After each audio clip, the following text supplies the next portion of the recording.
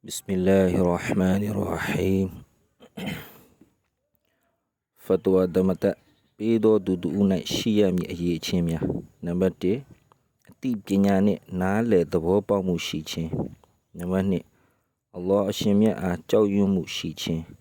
نمبر 3 سنجينون تيا تا شيچين نمبر 4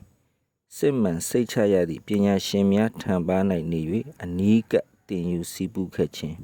نمبر 5ဤဘာသာရက်ကိုကျွမ်းကျင်သောဆရာတစ်ပါးထံမှတင်ယူစည်းပူးခဲ့ခြင်းနံပါတ်6ခေတ်ကာလ၏အသုံးအနှုန်းများအခြေအနေများနှင့်အဖြစ်အပျက်များကိုသိရှိခြင်း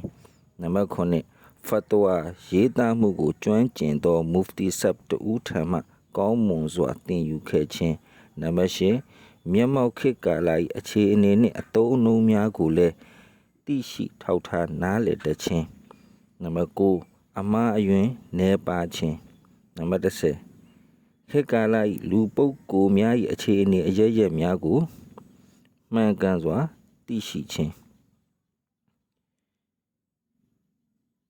နံပါတ်11လုံရည်ကံရည်မြင်မာမှုရှိခြင်း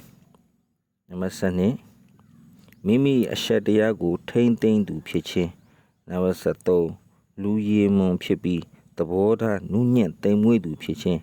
နံပါတ်14အစ္စလာမ်သာသနာကိုလေးစားကိုင်းဆိုင်သူဖြစ်ခြင်းနံပါတ်15နိုးကြားသောအသိဉာဏ်ပိုင်ရှင်ဖြစ်ပြီးဖြတ်လက်သူဖြစ်ခြင်းနံပါတ်16ကြိုတင်မှန်းဆတတ်သူတွေးခေါ်တတ်သူဖြစ်ခြင်းနံပါတ်19အရွယ်ရောက်ပြီးသူနှင့်ထင်ရှားပေါ်လင်းစွာဂုဏ်၏ကဘီရာကျူးလွန်ခြင်းဂုဏ်၏ကဘီရာကိုမကျူးလွန်သူဖြစ်ခြင်းအဲ့တော့ဖတ်တဝါဓမ္မတက်ပေးတဲ့မူဖတီဆပ်တပါးစီမှာအဲ့ဒီရဲ့အရေးအချင်းတွေပြည့်မီနေရမှာဖြစ်ပါတယ်